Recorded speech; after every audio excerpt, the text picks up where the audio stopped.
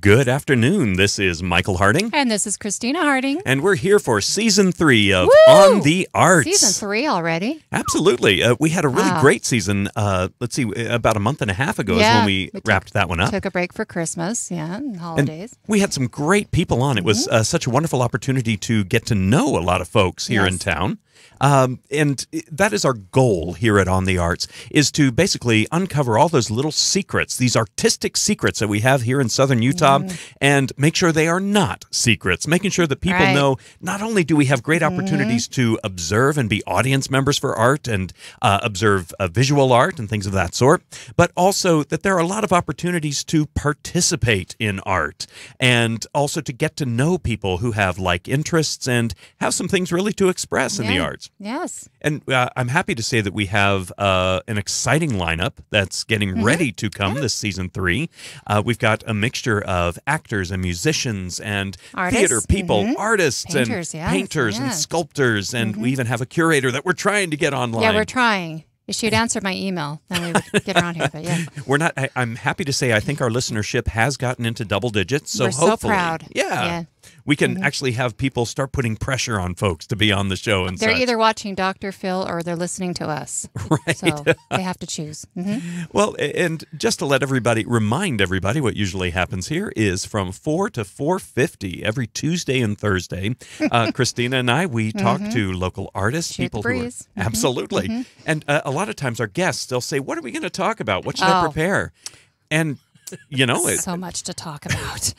we really just get to know these people. Yeah. And what a wonderful opportunity to find out not only about the arts, the hoity-toity arts that we present, but the people behind them. And I have to say that's actually my monologue that I open the show with is usually a personal experience that has to do with somehow the person who we have as a guest on the show. And to follow format's sake, I would like to just talk about how being in the business of theater, in the arts, there are always people that you really want to meet, that you hear about and you want to meet. And I mean, that goes into every aspect of theater. There are directors I really want to work with, or other actors that I really want to work with, or actors I want to stay away from, or directors I want to stay away from, or producers or theaters. Always these names that you want to meet. And I have to tell you, quite often, meeting the celebrity names is such a thrill.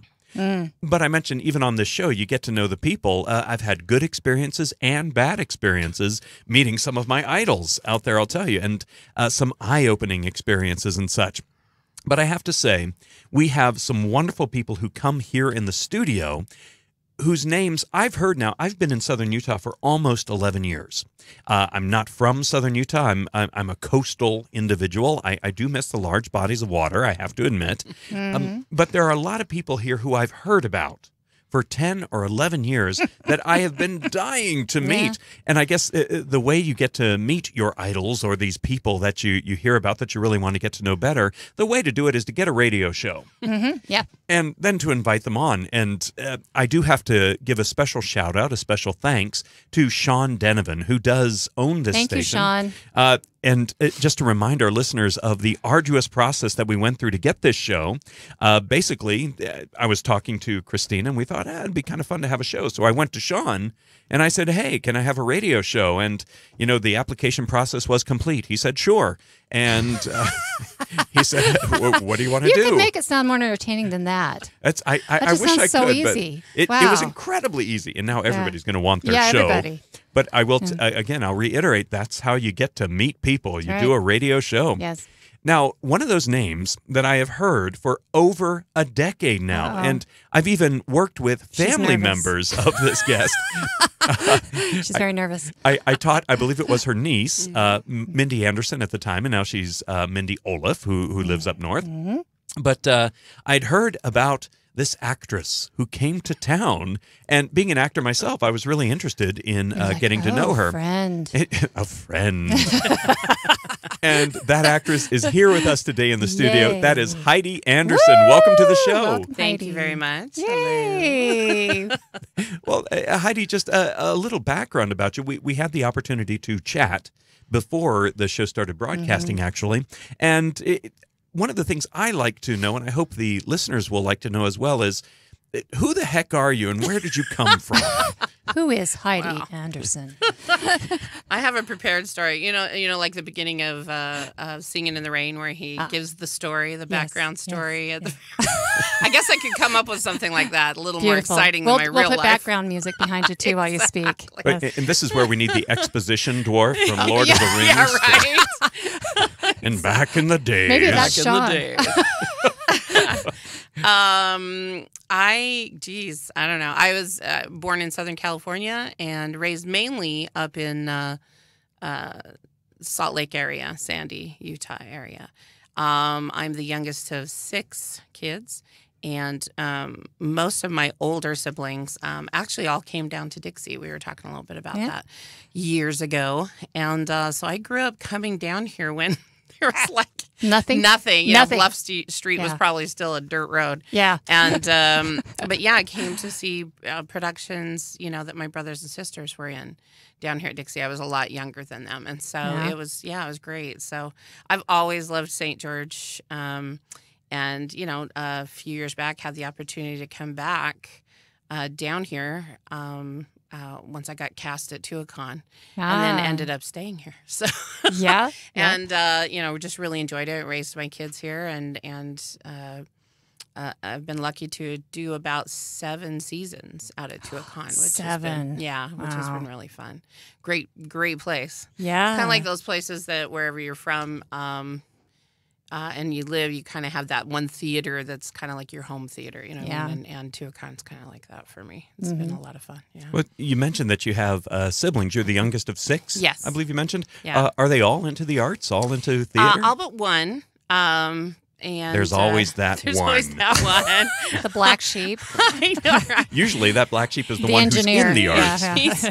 He's the one that actually followed my mom's course and became an RN. But the rest of us kind of followed along with our dad, and he was a singer and performer. And but yeah, I had several siblings that came down here to Dixie. There was my oldest brother, Dee Anderson, and then Scott Anderson, who a lot of people know down here. Yes. Mm-hmm. As he's the artistic director out at Tuacahn now. Mm-hmm. And then Jerry Anderson and Michelle Anderson, who all came through Dixie. Dixie. It was really, and I just loved it. I used to come down, when I was like 5 years old and see them in all of their plays, and just always wanted to do it. The funny thing is because of them, and to me, they were very intimidating. They were very successful at what they did. They were great singers, great actors, great, directors. And I was a slow starter because it's not that I didn't want to do it, but I was a little scared. I was a little intimidated. They were all so much older, and I ended up going to the same high school as them as well, and so that was a little intimidating. Still had some of the same teachers there, and then to go to college and have the same have professors. to live up to them. Yeah. Oh no. And they won a lot of awards. You're like, oh no. So a lot of awards in acting and music and in speech as well here at Dixie. So, so that's kind of the path I took, and eventually got down here to Dixie and just loved it. But did a lot of the same things. Now, most of our listeners go to Tuacahn to see the shows. Which shows have you been in out there at Tuacahn? Oh gosh. Well, my first season, I was in Beauty and the Beast and Joseph. Back in Joseph and the Amazing 2005. Technicolor Dreamcoat. Joseph.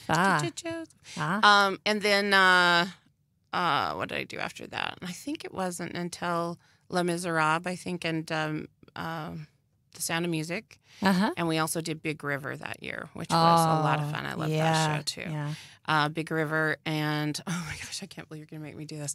Okay, resume. What else, Heidi? And then I did, of course, most people know me from The Little Mermaid, the first year, 2011, as Ursula. And then they brought me back in 2014 to do Ursula again in that production. Oh, yeah. So that was a lot of fun. But you couldn't say no to that. No, not really. But we did, the first year we did that in Greece. I was Miss Lynch in Greece for that one. And then... gosh, what else did we do? I've done When You Wish, the first version of that they did out here, which was a lot of fun. It was all brand new and really fun show to do. Sister Act. I was Sister Mary Martin of Tours, the one that was a little crazy.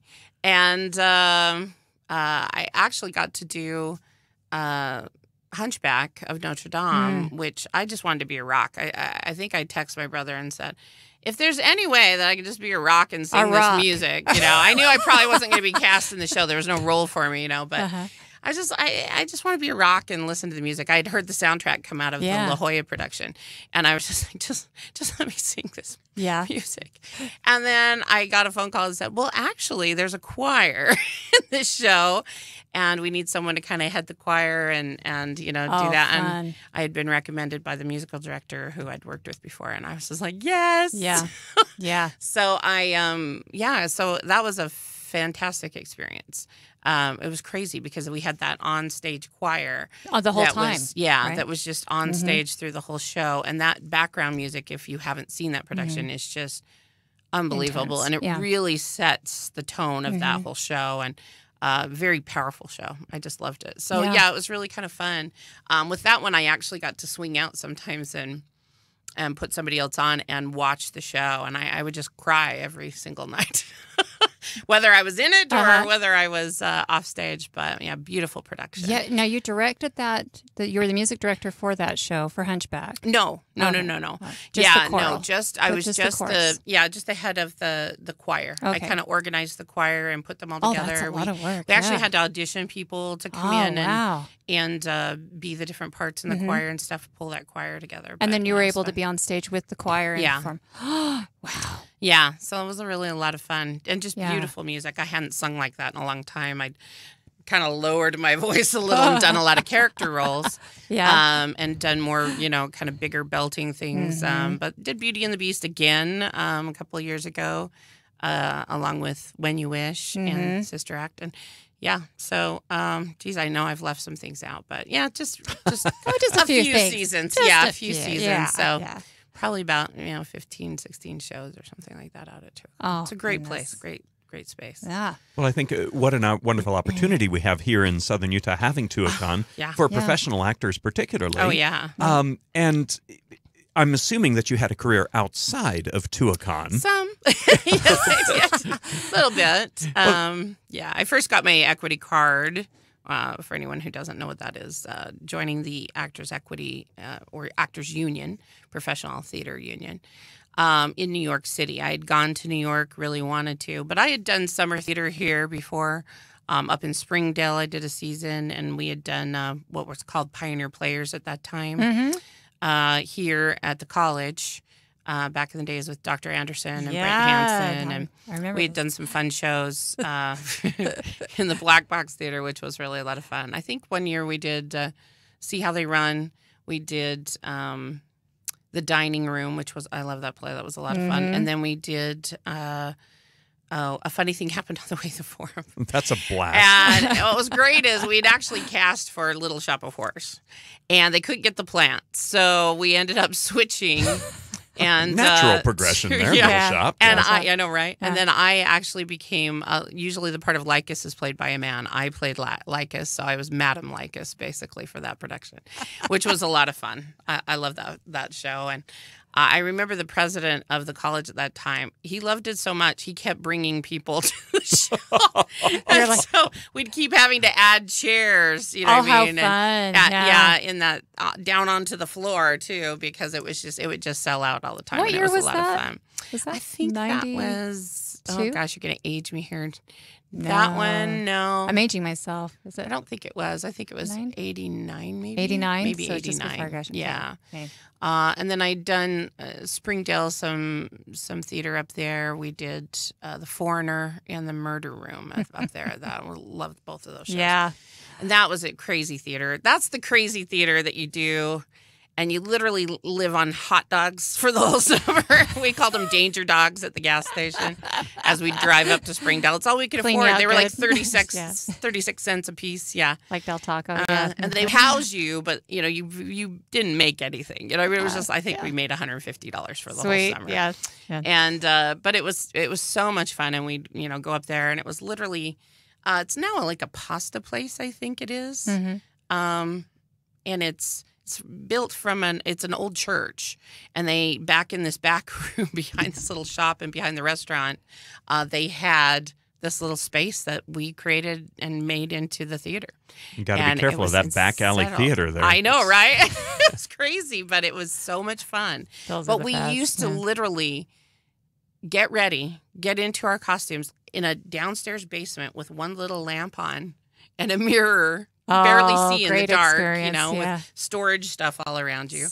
And then we would go down to all the restaurants along that strip in Springdale, and we'd do this little production thing to get them to come to the shows. What a great experience. And it was, I mean, everybody needs to do that kind of theater. Yes. I mean, seriously. Yes. It just makes you realize what you do.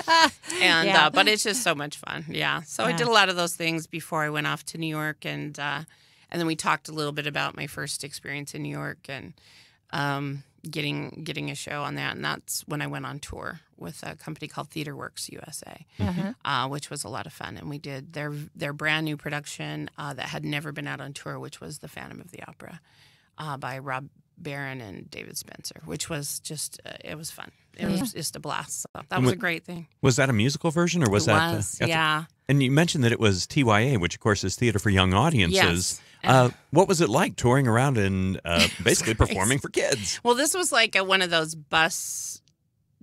not bus, but van shows. Like you literally, and we were actually very lucky. Most of those shows that went out, like Junie B, whatever those shows are, I can't even remember all the names of them, but they had educational shows. A lot of them were education, had a message, for kids. And a lot of those, we were the only one that had 2 vans instead of 1. Now you got to think Moving of on it. up Usually, there. usually they had 6 people. So you had 5 cast members and a stage manager. And they would all cram into 1 van. I don't even know if they still do that anymore, but they all had to cram into 1 van with all of your suitcases, all of the set pieces, everything, costumes, everything into 1 van. And then you'd travel around the country. Oh, and so we were lucky we had a 2-van show. Yeah. Everybody thought we were just ridiculous because we had 2 vans. And you mock the other tours out there. Exactly. We all got to stretch out in one of the vans, and and we'd trade off, and we were kind of like the love tour. That cast was great. We had a lot of fun. But so for my first TYA experience, I actually got pretty lucky, which was really fun.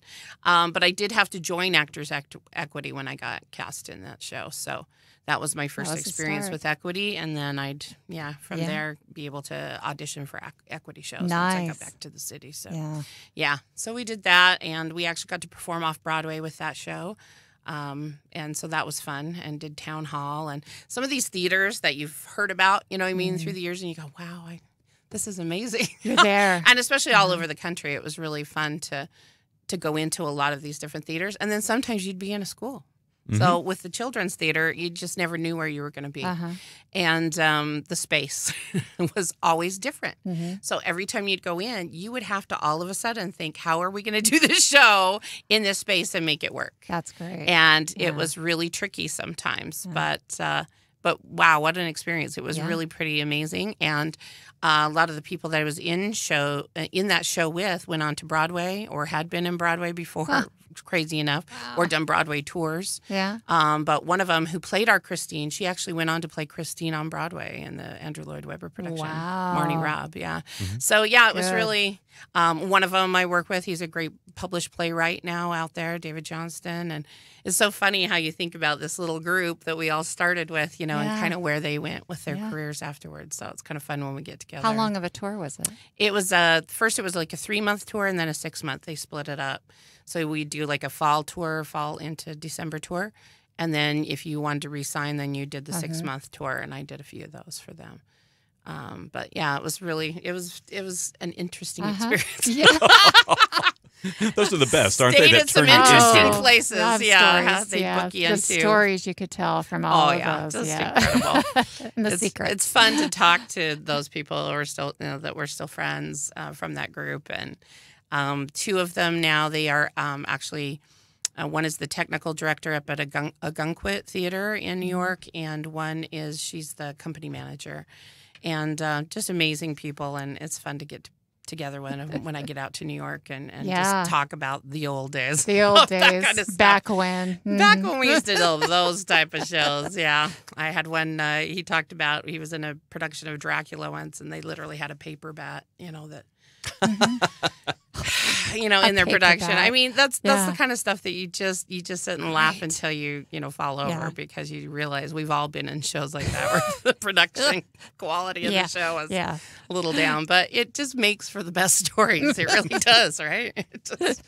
So yeah, I've done a lot of shows, but then ended up coming back here, and then really had quite a lot of blessings doing Tuacahn out here when I was able to. Well, I don't get cast in everything, so just so Well, you do a Let lot of people other know. things, though. You're also a vocal do. instructor, Yeah. and an acting coach, yeah. and you run your own studio. Is that correct? Yeah, well, I just work from home, but I do Okay. private voice and acting, and then I also have done workshops, summer workshops. I did workshops out for Tuacahn one year, and then Russ Saxton and I actually did called Act Up here actually at DSU. Yeah. 2 years ago, which was a lot of fun during the summer, and working with these kids and just did strictly acting, which was a lot of fun. Yeah. I feel like that, as I see some of the programs, I just think, geez, we just really need to focus a little more on acting. There's so many musical theater programs. I feel like just getting the kids in and just acting, is just, that's really great to me to see them evolve, not just as a singer or musical theater performer, singer, dancer, but to see them add that level of acting that, just really draws you in, especially when you see musical theater. Yeah. So that's been really fun, but also just to get them involved in plays. Yeah. It was funny. I was talking to somebody the other day and said, my resume has kind of flip-flopped. I was really an actor more than a musical theater actress, years ago. And so, but now, having done a lot of shows at Tuacahn, my resume's kind of flipped. So I've done a lot, but I'd like I've said that's one of my goals is to do a lot more plays. Yeah. Because I miss that kind of stuff and doing a lot of that, but it's still a lot of fun, and then just directed a few shows down here as well. Yeah, so you just barely a Young Frankenstein. Yes, Yeah, that just was did fabulous. Young Frankenstein. Yeah. Oh, thanks. That was such a fun show. So oh my gosh, funny. That was at the Electric Theater. Yes. that you directed that, and that was for Stage Door. Stage Door. Yeah. Yeah. And that was a lot of fun. Just right up my alley. Little Mel Brooks. Just really fun. That's a classic film that everybody just. If you don't like that show, I don't know if we're going to get along. I mean, seriously. If you can't quote that show, right? Yeah. It's like if you don't sing Bohemian Rhapsody in the car when it comes on, and you haven't seen Young Frankenstein, I don't know if we'll get along. Yeah, that sums up Heidi. Yeah. We're about to have a rumble here. I have never seen Young Frankenstein. I got to be honest with you. Shame on you. You just admitted it on the air. I did. Why did you do that? It's out there. I've aired my So dirty laundry. hence your wife went by herself. Absolutely. Yeah. Oh, shame on you. Yeah. Yeah, that's such a great show. Yeah. You need to see it. It's just ridiculous fun. It's just so much fun. Yes. I think Gene Wilder wrote most of that. I know he and Mel worked on that together, but Gene Wilder is just one of my favorites. And of course, Madeline Kahn, she was one of my comedic icons. Her, Carol Burnett, that I grew up with. Yes. I used to come home from school and just sit and watch the Carol Burnett show. Yep. Me too. And yeah. I just got a lot of so much stuff from watching that show. I mean, you think about comedic timing, character, everything. I mean, it was like having school, you know what I mean, watching a lot of that. And I finally got to see her on Broadway in Moon Over Buffalo. Really? And it was just one of my icons. It was just so I cool would be to see crying. her. Oh, yeah. It was so great. And she's I just thought, wow. Yeah. To see her was really great. But yeah, like Madeline Kahn, she was brilliant. Wonderful. Yeah, just she's so funny. Wonderful. Yeah. So to see a lot of those performers and then see them live is really fun. Tim Curry was another one I got to see live. Oh, wow. That was hilarious. I saw him actually in My Favorite Year, which the show was okay, but he was wow. I was just like, oh, he's such a good actor. I just really enjoyed him. But he's the one that actually got me interested in musical theater. Did he really? Oh, my gosh. My parents actually took me to a production at the National Theater in D.C. Oh, wow. Of Me and My Girl. Oh, wow. And I had never even heard of that show by Noel Gay back from the 1920s. And there was this guy named Tim Curry in it, and I was younger at the time, and I just thought, well, okay, we'll see what's up there. And I was on the floor, and I'm not ashamed to admit that there may have been some bodily function problems. I was laughing so hard, and that guy was amazing, and I became a big fan after that. But yeah. He's great. And again, he's one of those that I just enjoy seeing so much. There's a film that probably not a lot of people have seen. It's called Oscar. Have you seen Oscar? I have, yes. Oh my gosh. It's just ridiculous. But I made my kids watch it. You're like, you're going to be educated. And now they just love it, you know. And Dr. Poole, who Tim Curry plays in that film, is just... and that is a play, you know, that they then turned into a film. And I thought, I'd love to see this live on stage, this film. We need to do that show. Let's do this. So much fun. You get those characters, and it's just really a lot of fun. But but Tim Curry in that is just brilliant too. He was so great at sometimes you didn't know who he was. You know what I mean? He was so great at characters and with everything that you see him in, he's kind of like a Stanley Tucci to me. Who I love watching Stanley Tucci because he can play anything. He really can. He's just so diverse. And I obviously I'm drawn to character actors because I'm a character actress. But so I'm really drawn to those kind of careers and those people because of that. But these are the people that I just admire so much because I see a lot of just their acting ability of becoming that person.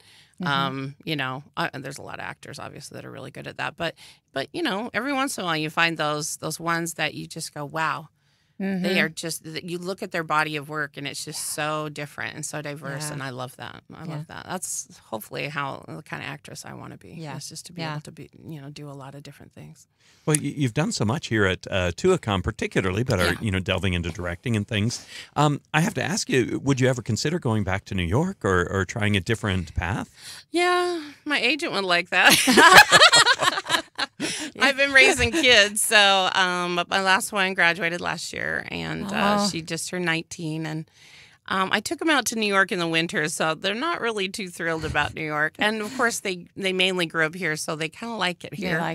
But I, you know, eventually I'd like to go back and do some things. So it is kind of in the thought process of doing that. I went out there a couple of years ago, and my agent was like, "Well, you know, if you're here, I can put you in for a lot more things. You know, it's easier to get you in." I said, "I know, I'm working on it. So, but it is a thought to go back and kind of take that course again. But you know, you're raising your kids, and so, and I really have enjoyed, you know, doing stuff here, obviously, and I feel very blessed to be able to do as much as I've done here while raising my kids, which has been really fun. And then just having the opportunities to direct. I directed 1776 a few years back. That's right. When they didn't really have community theater going on here. No, there was, it was dark for a while. Yeah. And was that Broadway West, was that? Yeah, through Broadway West with Brett Klump and his wife Cynthia. Cynthia. She's my bestie. Cynthia. Shout out. There you go. So who's an amazing actress, singer, and also charge artist. She's amazing. She paints all the sets at Tuacahn now. All of them. She did a lot for her kids' shows, but she is the head charge artist now up at Centerpoint Theater. Is she there? Oh, their shows they just are look blessed. amazing. Yeah, she just blows me away. She really does. It's like, oh, who knew this whole other career was sitting there for you? But yeah, she's amazing. And she does everything just like off the top of her head so quickly. She works very fast too. Yeah. So I just really admire her. But yeah, we decided he actually had really wanted to do 1776, and he approached me about directing the show. And I was like, "Oh, you got to be kidding me! I love this show." Yeah. And I remember seeing it at DSU years ago, and my brothers were both in it. And in fact, my oldest brother was Rutledge, and Scott, I think, was the guy from Rhode Island. I can't think of his name right now, but he was always drinking. And was that Scott or the character? That was Scott. Right? Yeah. Scott, if you're listening, I'm sorry for that one. That was the character. But yeah, I remember, you know, that was a very powerful show for me when I was young, to see that when I was really young. And I really just fell in love with it. And so to get to direct it, which was really difficult at that time to find 26 men for that show in the community to really do that show right. But I felt like we had a really good cast come together, and some who were really new to it. And that's one of the lovely things about community theater sometimes, is you pull in these people who maybe either haven't done it before or done very little. And then you see them watch these professionals, especially some of your leads that you've cast, and you see them and they start to get it. And then you see them start to do what these other actors are doing, and then and take the direction that you give them. And you see the growth that is just amazing. That happened in Frankenstein too. And you see the growth of them. Yeah. And you also see them become theater lovers. Yeah. The minute they do it, and then they're just like, oh my gosh, this is fantastic. This is amazing. And so you see these, so not only do you get some of them maybe interested in theater like they'd never thought of before, of being an actor, but then you see them all of a sudden really appreciate theater more and really then desire to go to more theater. And I've seen that happen a lot. And it's really kind of fun to see that happen and be a part of that, of helping people to kind of find that, you know what I mean, with theater. So it's really kind of neat. So I've really enjoyed that as well. Yeah. You've given back to the community. Oh, it's fun. Yeah. I really do. I love seeing the community theater productions as well. I don't get to see a lot of them sometimes. I feel like I'm all over the place. But when I do go, it really is kind of enjoyable to me to see, especially what they, on a community theater level, because I usually involved in professional theater, to see that. And see that really come together. And then, of course, I love working with kids, too. Which is funny. But to me, I just got all of my students, a whole bunch of them, ready for TUACON auditions. We just had this last weekend. Great. Good. And it was such a joy to see them, really, as I've been teaching more full-time with some of these students for the last few years, because I would just take on a few students once in a while. And to really take on more students, it's really been amazing to see the growth of your student. And I think I get just as much joy out of that as I do when I'm performing. It's pretty amazing. And to see some of these kids just really strengthen their skills and by working with them, really see them succeed. I love it. It's really enjoyable. It really is. So I can imagine as, being here and doing that, I can imagine you just see that growth all the time with these kids and just really, I don't know, you kind of sit back almost like you're their parent in a way, of watching this process. And there's some that don't. All right. Well, there's some that are resistant. As many as decide they love it. There's plenty that are like, nope, not for me. Exactly. Yeah. That or some of them I feel bad because they'll kind of rest on their laurels. They kind of go so far and then they kind of just stay there. And I hate to see that. I tell all my students all the time, I'm still a student. Yeah. When I went to New York, I remember walking in. I wanted to take a class at the American Academy of Dramatic Arts, and you have to audition. So you go in. I had my resume all typed up and everything, went in for this, and they literally hand you this tiny little book full of monologues, and you have to choose one.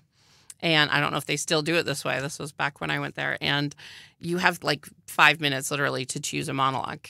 And then you have to go in and perform it for one of their staff, And so I did, found something, seemed a little comedic to me. And so I thought, well, I'll go ahead and do this. Did it. He laughed. I guess that was a good thing. And then he said afterwards, I'm looking at your resume. Why are you here? And, there was this perception when you go to New York, for me anyway, everybody's going to be good. They're going to be so good. And I'm going to have to compete against all these really good people, in these classes or in these schools, especially a school, well-known school like AADA. And I just was like, well, I'm still learning. I want to stay grounded. I'm not in performances right now. So I just really want, he just kind of nodded and he smiled and he's like, yep. And then he accepted me. So I was really glad. But, that's the thing is I don't feel, as an actor, if I'm not doing things, I feel like I'm not progressing. Yeah. And I love to watch, even in film I love as well. So I'd love to watch some of these actors and see their growth from film to film even, you know what I mean, as they get older. Yeah. And I really admire and respect actors who are always learning. Yeah. And who was it recently? Was it Ian McClellan? I'm trying to remember who it was, but they talked about these other actors they always want to work with. And I mean, they're up there in age. And they're like, they just feel like they're going to learn something a lot, learn really a lot from this other actor that they haven't been able to work with before. Yeah. And I'm like, that's how I approach everything too. I just feel like I'm always learning from others. And if I'm not learning, I think that's a bad situation because I think you can get stagnant as an actor. Yeah. And so I think you always need to be learning and trying new things. And so I think that's why I like the education side of it too, is because I feel like you learn from your students as well many times. So it's a lot of fun. You mentioned, and we've had several guests on the show who talk about the magic of kids when it comes down to it, their excitement and how new it is to them. You mentioned your own kids here. Now, have they followed in your footsteps, or are they, going the football route? What's going on there? Well, I have one daughter that she has an interest there. She did some productions in school through the years, but I'm not pushing her. Yeah. I feel like she's got to decide that on her own if she wants to do that. You know what I mean? But I encourage her, obviously, to do it. But I know how crazy it can be too. But so probably one. Yeah. The other two, no, but probably one. They love coming to the shows. Yeah. And they love the process. And sometimes they've come to rehearsal with me and they enjoy that. Yeah. They really enjoy watching that. I think my daughter, once one of them came to one of the Frankenstein rehearsals, she always wanted to come. And then she would tell my other daughter, "Oh, you got to come." Yeah. And she would just laugh hysterically, especially with Josh Scott and Jared Davis. And, oh, geez. Yeah. I mean, those rehearsals were... I'm sure. They were putting me on the floor all the time. And they were so great. They would do something that was just hilarious, but then I'd tell them to do it another way too, and it would be hilarious that way too. And so it just was so much fun to kind of watch their process and working with actors like that are just so quick. You know what I mean? Just so quick and so funny. And it's great as a director when you have that because you know that you can just take them anywhere. You know what I mean? But also you have to kind of rein them in sometimes because, they can go anywhere with what they're doing. But especially Josh. But he's, oh my gosh, what a joy to work with, and great director too. And just really so good. And it was a really great experience working with them. Yeah. But we'll see. We'll see if if she gets enough of it to decide that she wants to kind of play around a little bit more. Well, I know it was through word of mouth that you were recommended by so many for voice students and for acting. And I know that's why I sent some kids your way. Because I thought it was so important that children have a mentor that's going to believe in them, but not be, critical in a bad way. Yeah. Give them good feedback, and that they, give them that work ethic. And a good work ethic goes a long way in theater. It really does. Yes. I've worked with a lot of even professional actors that don't have a good work ethic. Oh, yeah. And it just makes it miserable sometimes. It makes it really difficult or more difficult sometimes. But trying to ingrain them with that and that appreciation of theater so much that it's like, you don't want to ruin the whole show because you've decided you want to do this. Yeah. To really get them to understand that you're a part of a whole, that you want that, I would feel miserable if I ruined my director's vision of a show. If I could not give them, and I'm always trying to give them what they want because it's their show, and so I always want to try to make sure that I am responsible enough to not be the person that ruins that vision, hopefully, right? Because that can happen very easily. And I've seen it happen, unfortunately. And I really have a great respect for that, especially for the director. And I was talking to somebody the other day. I said, I think I've done so many jobs in the theater because I've just always wanted to be in the theater. So no matter what I did, I've been an usher, I've been, a dresser, I've done props, I've done lights, I've done, built sets, I've, painted sets. I've done so many things in the theater that I think it helps you as an actor, as a director and everything to understand what everybody's job is and really respect it because, it's a hard job. Yeah. All the jobs are hard. And to get it to all come together so that it creates that, magical thing, that magical product that we come out with a production is really fun for me. And I just, like I said, I just wouldn't want to ruin it. So I try to instill that in my students as well. Yeah. That you have a responsibility as an actor. It's not just, all about you and you going out and becoming some kind of a star. Yeah. It's you have a responsibility. And if you do your job right and you have a respect for that, then if you get accolades, it's even sweeter because you know that it's not just some narcissistic thing that you're going out, I just want to, do this. And I've had actors I've worked with that are that way, that, they want to draw focus and away from other actors and scenes. And I'm like, that's not cool, people. Yeah, that's not cool. How does that happen at Tuacahn, if anyone's ever done that? That huge stage. I know, yeah. Luckily, usually it works its way out. Because there's a big stage. Yeah. A lot of times you don't really have that opportunity. But I've seen people try to kind of upstage people or, kind of do their own thing. But usually there's a good balance out there. I think usually with the casting, for the most part, you try to get a group together and then, you have to find your people that maybe you need to pull back a little bit or they don't tell you. And, and I always tell my kids, don't take offense at that. If they say pull back a little bit on something, you just go for it, give whatever you can. And then if they say, hey, redirect you, then just take it. And that's what you need to do because, again, they're looking at the whole picture of everything and you want to be a part of that so that it works and not just, it's not the Heidi show. So, yeah. Well, let me ask you, do you have a preference directing over acting or are they one and the same for you? No, the funny thing is I love performing, obviously. You love creating characters and everything. Right. But I love watching people come up, creating their own characters. I've been to shows, you may have had this experience too. I've been to shows where I have seen the actors and their performance is as if the director did it. Yeah. I really don't like that. I hate that. Yeah. So I feel like all of the characters are doing their, role like the director wanted to do the role. And I really don't like that. Obviously as a director, you have some responsibility for what your vision. And also sometimes you'll cast actors that don't really have a sense of timing sometimes, comedic timing. Yeah. And they're in that learning process of kind of what would work best, for the scene. So sometimes you have to kind of lead them there a little bit. But, and even with dramatic things sometimes as well. But I don't like to see myself and everybody up there on the stage, which is kind of funny. But sometimes you'll see that. I don't like that. But I really think it's just a process for some actors to figure some things out. And I think as a director, it really is cool to be a part of that. You know what I mean? And to see them, like I said, to kind of see them grow. But I love the whole. And I think that's why I've always liked that. Even when I was younger, somebody would come up. You've probably heard it before, too. Oh, you stole the show. Yes.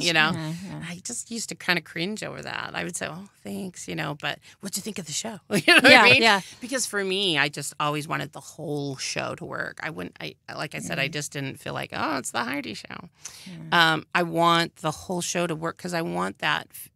I love it when I go see a show and it just takes you away. Yeah. And you are in that world, and that's where you are, whether it's somebody's living room or, under the sea somewhere.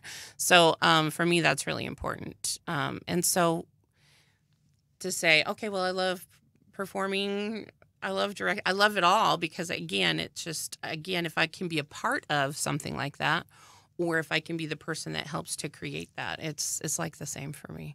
So I really do enjoy both that much. It's really kind of funny. And how special those experiences. I know that I could probably count on one hand, just with those fingers, the number of shows that you walk into, and you truly are a different person when you leave. And that's not to say, oh my gosh, it never happens. Sure. It's just what a special event when that happens. Oh yeah. My first big production I ever saw, like a Broadway level production, was Les Miserables in Los Angeles. And I remember that moment. We were able to go on stage. This was through the college. We had taken a trip. And I remember being able to go backstage, and I looked out at that audience and I said, this is what I want to do. I want to do it at this level. I just want to do, because it did that for me. It just, I was gone. The minute it started, I was like, what is this? And I loved it. But there have been plays that have done that for me as well, especially a lot of dramatic plays. But where you just, again, it's just like you walk out and you're a different person. And wow, that's powerful. That's really a powerful thing. And I think that just drives you even more, that everything you want to do, then you want to try and hit that level moving forward. You see it and you just go, geez, I want to do that. I want to do that kind of, and I do that with my singers as well. I said, you want to draw them in. You can get up and sing pretty.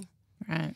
But, you look at old singers like Judy Garland. She was, her voice was not perfect. Yeah. But oh my gosh, how she can draw you in. Yeah. You look at some singers that, they would never win on these shows, like The Voice or, or American Idol. But oh my gosh, these are those singers that bring you in to what they're doing. And so that's one of the things I really try to work on with my singers as well, is it's not just about the technical stuff of singing, Audiences can be very forgiving of a mistake or a crack in your voice or whatever, if you're drawing them in, if you're creating that story for them and they're having an emotional response to what you're doing. Well, that's even amazing out there at Tuacahn. Even people in the back row can feel that emotion from a and that's singer. That's a big thing to do. Yeah. That is. I think about that all the time when I'm on stage out there. Sometimes it's one of those things that you think, okay, I don't want to be too big. What is that boundary there? How do you? Well, I think for me it's because, and everybody has a different process. I think as an actor, I really do. I mean, you see all these instructors that are always teaching different actors. I love listening to them, their process, how they get into character and things like that. For me, it's very important to match anything that I've been given about the character, especially from the script, with something internal.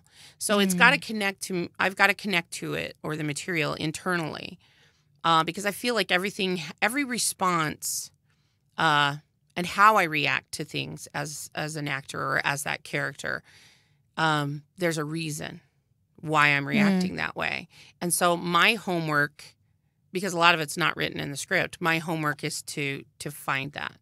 And so I feel like that even on a big stage like that, if I am coming from a real place for that character, and that's why I think it's so even more important on a big stage like that, if I'm coming from a real place, that they will feel it in the back. You know what I mean? Even if it's a ridiculously horrible character like Ursula, you know what I mean? You just think about that. Her relationship to the others she's in the show, the other people in the show. I remember the first time I did it, the script was actually different, and they've changed the script now. And so the relationship she has with her brother was very different. And then I had to shift that in 2014 and kind of change that relationship, but still very much, a sibling rivalry situation. But even with the story being a little different, I really had to kind of draw on that. And figure out why she is the way she is, why she does what she does. And then I feel like if the movement that is coming from my body is natural and organic to that character, and I take a lot of work in figuring out how she would move, you know what I mean, based on who she is and what she looks like in my mind, especially. And then what the costumer gives you and then, makeup and everything. When you do that, they're going to feel it, I think, in the back row too. And that is a goal for me, is like, no matter what size, I love intimate theater too, though. Yeah. But no matter what size the theater, hopefully if it's coming from a true place, that you're really trying to give that character more than a, just a, oh, she's mad. You know what I mean? Or she's you mad play and anger crazy. well. Yeah. What? She's a little mad and crazy. Some of that goes into personal things, you know what I mean? And things you've observed. So, yeah. But, Heidi, as always, we've reached that sad point in the show where we're actually running out of time here. Oh, my gosh. And it is amazing to me how every single episode that we have, the time just flies. Yeah. It absolutely flies. And Heidi, it's an absolute pleasure to have you here on the show. Finally, yeah. And I have to say, glad to have you here. on a personal note, I've heard your name for literally over a decade. Yeah. So And funny. I finally get to meet you. Yeah. And Heidi, you're welcome in here anytime to join us so for the much show. fun. Thank you, guys. This is a lot of fun. Thank you for coming. And we also Blah, blah. I get a blah, blah. And we But love it. you guys are great. You're great. You're great at this. Yeah, drawing people out and There getting you you to go. Oh, talk. you. Oh, Next you. time we'll get deeper. P.S. I have to say, I did go see Flowers for Algernon. Great Gotcha. job, by the way. Oh, thank you. Both of you. I really loved the staging of that, so it was really kind of cool. I know we didn't talk afterwards, so I was just like, I need to tell them. But I loved how you used that space. That was really kind of fun. Really thank great you. show. I love that show. So. And now you're really welcome on the show Right? anytime. And Got a I, schmooze. I do want to let our listeners know that, and by the way, Heidi Anderson is a very animated speaker as well. You can check that out. We do stream live on YouTube when we do broadcast this show, but we also stream live on Facebook. Oh, yeah. And this whole interview will be archived on Facebook. You can find it if you go to Radio St. George on Facebook, and that's just Radio space ST space George. And you can see not only this archived show, you can see some from season 2, which we closed out about a month and a half ago. And every time we have an episode, you'll be able to check it out on Facebook, or of course you can listen on 100.3. Now, we do have an exciting show coming up on Thursday. We have Elizabeth Steek, who is a very accomplished dancer and also has a lot of experience with aerials. And by aerials, I'm not talking about the character from Little Mermaid, but aerials climbing up the ribbons and the lyra, a lot of circus techniques and such. And she's integrating them not only into dance presentation, but also theatrical presentation. She's a professor so here cool. at DSU. And she does really? teach here, Oh, yeah. Yeah. Mhm. Oh, that'd be fascinating. Yeah. So we're excited to chat with her and get to know her. And until we get to join each other again for the next episode, we'll have to say goodbye. And we hope that until then, you'll keep your focus on the arts.